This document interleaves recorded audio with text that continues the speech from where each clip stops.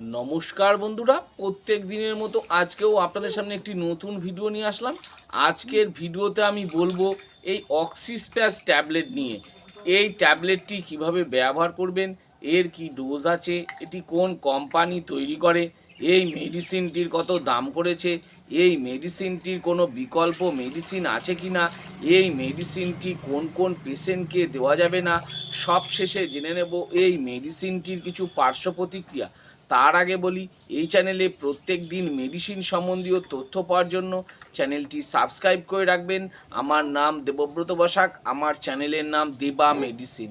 তো চলুন ফ্রেন্ড, আজকে কিছু নতুন শিখে নিই। তো ফ্রেন্ড, যে মেডিসিনটা বলছিলাম সেটি হচ্ছে অক্সিস্প্যাস ট্যাবলেট। এটি 10টি ট্যাবলেটের পাতা। এটি সিপলা লিমিটেড কোম্পানি তৈরি করে থাকে। মার্কেটে এরকম বিভিন্ন নামে বিভিন্ন কোম্পানির পাওয়া যায়। আপনাদের অঞ্চলে যেটি সস্তা মনে হবে, যার মধ্যে অক্সিবিউটিনিন দেওয়া থাকবে 5 মিলিগ্রাম, সেটি দেখে ব্যবহার করতে পারেন। মার্কেটে এরকম বিভিন্ন নামে বিভিন্ন কোম্পানির পাওয়া যায়।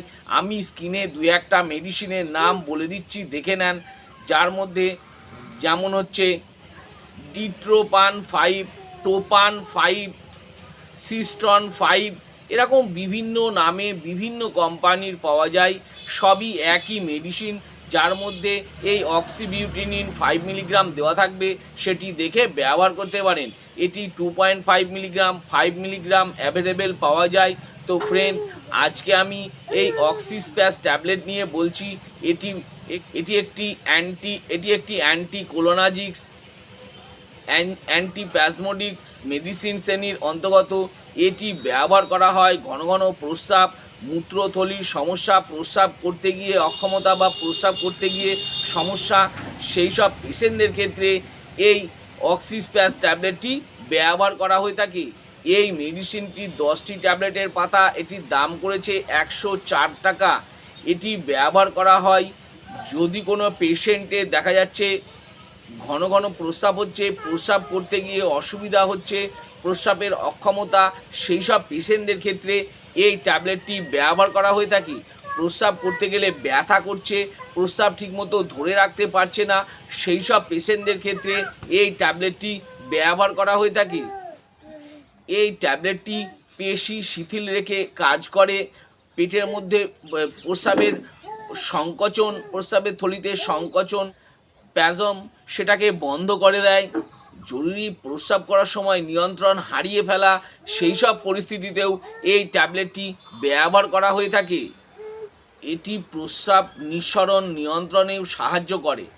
আমি যেসব ব্যবহারগুলো বললাম, হতে পারে সেগুলো ছাড়াও হয়তো ডাক্তারবাবুদের এক্সপেরিমেন্স থেকে আরও অন্য কোনো ক্ষেত্রে ব্যবহার করে থাকেন। এবার জেনে নেব এই মেডিসিনটি কোন কোন পেশেন্টকে দেওয়া যাবে না। যেমন যদি কোনো পেশেন্টের গ্লুকোমার সমস্যা থাকে বা আপনার আগে থেকে কোনো মেডিসিন চলছে, যদি সেই সব পেশেন্টদের ক্ষেত্রে, গর্ভবতী মহিলাদের ক্ষেত্রে, বাচ্চাকে বুকের দুধ খাওয়ানো মহিলাদের ক্ষেত্রে, 5 বছরের নিচের বাচ্চাদের ক্ষেত্রে এই ট্যাবলেটটি ব্যবহার করার আগে আমি বলবো অবশ্যই ডাক্তারবাবুর পরামর্শ নিয়ে তবে এই ট্যাবলেটটি ব্যবহার করবেন। এবার জেনে নেব এই ট্যাবলেটটির খাবার নিয়ম বা ডোজ। এই ট্যাবলেটটি প্রত্যেক দিন একটি করে দিনে একবার খাবার পর ডাক্তারবাবুরা প্রেসক্রাইব করে থাকেন।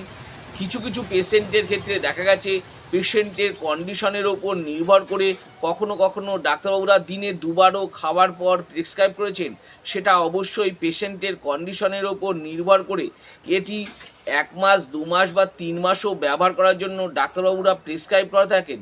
প্রথম 4 সপ্তাহ ব্যবহার করার পর আপনার যদি কোনো কাজ না হয়, আমি বলবো অবশ্যই মেডিসিনটি বন্ধ করে দেবেন এবং ডাক্তারবাবুর পরামর্শ নেবেন। সব শেষে জেনে নেব এই মেডিসিনটির কিছু পার্শ্ব প্রতিক্রিয়া। যেমন মাথা ঘোরা হতে পারে, পেটে ব্যথা হতে পারে, বমি বমি ভাব হতে পারে, মুখ শুকিয়ে যেতে পারে, কোষ্ঠকাঠিন্য হতে পারে, অ্যালার্জি হতে পারে, মাথা যন্ত্রণা হতে পারে ইত্যাদি হয়ে থাকে। আমি যেসব পার্শ্ব প্রতিক্রিয়াগুলো বললাম, হতে পারে সেগুলো ছাড়াও যদি আরও অন্য কোনো সমস্যা দেখা দিয়ে থাকে, তাহলে আমি বলবো এই অক্সিস্প্যাস ট্যাবলেটটি বন্ধ করে দেবেন এবং সঙ্গে সঙ্গে ডাক্তারবাবুর পরামর্শ নেবেন। তো সো ফ্রেন্ড, এই অক্সিস্প্যাস ট্যাবলেট নিয়ে ভালো করে বুঝিয়ে দিলাম। আরও কিছু যদি জানবার থাকে নিচে কমেন্ট বক্সে কমেন্ট করে অবশ্যই জানাবেন, আমি তার উত্তর দেওয়ার চেষ্টা করব। আর আমার এই ছোট্ট ভিডিওটি যদি ভালো লেগে থাকে তাহলে অবশ্যই একটি লাইক করবেন।